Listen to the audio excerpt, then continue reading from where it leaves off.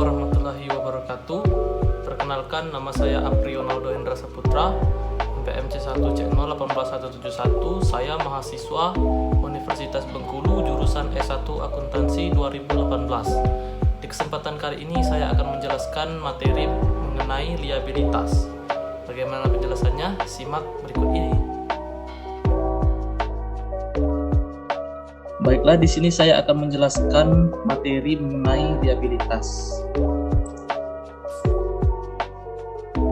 Yang pertama, apa itu liabilitas?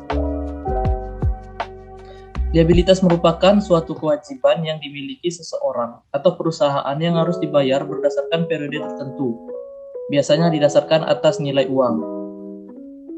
Nah, dalam pelaporan keuangannya itu ada 5 elemen utama. Yang pertama liabilitas, yang kedua ekuitas, yang ketiga ada aset, keempat pendapatan, dan kelima adalah beban. Kemudian apa yang dikatakan aset?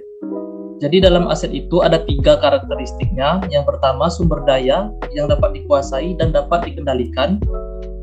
Kemudian berdasarkan transaksi yang berasal dari masa lalu. Kemudian dapat manfaat di masa yang akan datang. Kemudian liabilitas adalah kewajiban masa kini. Contohnya liabilitas itu hutang yang harus kita bayar atau kewajiban saat ini yang berasal dari transaksi masa lalu. Kemudian liabilitas atau kewajiban masa kini itu akan diselesaikan di masa yang akan datang.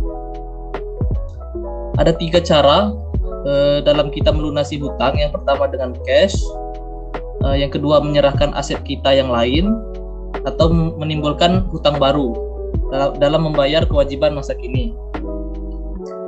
Sedikit penjelasan bahwa dalam liabilitas itu adalah ada liabilitas jangka panjang dan liabilitas jangka pendek. Nah, untuk membedakannya, jangka panjang dan jangka pendek itu terletak pada berapa jangka waktu melunasi hutang tersebut. Kalau seandainya liabilitas itu harus kita lunasi dalam jangka waktu 1 tahun atau 1 siklus operasional normal perusahaan, nah kita harus pilih antara dua ini 1 tahun kalender, tidak sama dengan 1 tahun siklus operasional. 1 siklus operasional itu dalam pembuatan misalnya pembuatan pesawat terbang itu tidak hanya 12 bulan, tapi bisa jadi 20 bulan siklus operasionalnya. Karena dalam pembuatan pesawat terbang dibutuhkan waktu yang sangat panjang dan lama. Maka untuk mengklarifikasinya sebagai jangka panjang atau jangka pendek itu dilihat bagaimana siklus operasionalnya. Siklus operasional itu dilihat mulai dari persiapan bahan baku sampai dengan pengerjaan selesai.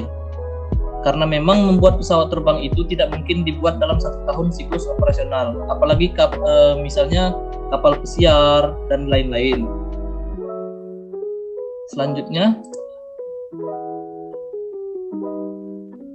apa saja yang termasuk dalam liabilitas jangka pendek? Yang pertama notes payable, yang kedua bagian dari utang jangka panjang tapi obligasinya sudah jatuh tempo. Kemudian sudah menjadi liabilitas jangka pendek tapi syaratnya tidak ada dana yang memadai. Kemudian yang selanjutnya ada dividen, ada customer advances, kemudian ada unearned revenue, ada sales dan value, kemudian ada income sales payable, kemudian ada employee related liabilities.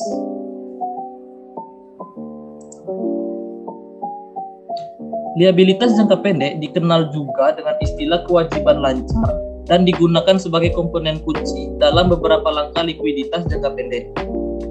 Beberapa contoh kewajiban lancar adalah misalnya hutang dagang, hutang wesel, penghasilan yang ditangguhkan, beban yang perlu dibayarkan, hutang pajak, dan pendapatan diterima di muka, pinjaman jangka pendek. Mengenai modal juga bisa dikategorikan sebagai liabilitas karena nilainya diperoleh dari selisih antara total aset dan utang. Selisih tersebut dapat digunakan untuk memajukan bisnis agar bisa berkembang dan memotivasi perusahaan untuk bisa menghasilkan pendapatan yang lebih besar. Modal bisa pula dikategorikan sebagai liabilitas kontingensi atau kewajiban yang ada atau tidaknya bergantung pada peristiwa yang akan terjadi di masa depan. Jadi berbeda dengan dua jenis liabilitas lainnya, modal atau liabilitas kontingen itu tidak bisa diprediksi jatuh temponya. Itu saja penjelasan saya yang pertama mengenai liabilitas. Kurang lebih saya mohon maaf, saya akhiri. Wassalamualaikum warahmatullahi wabarakatuh.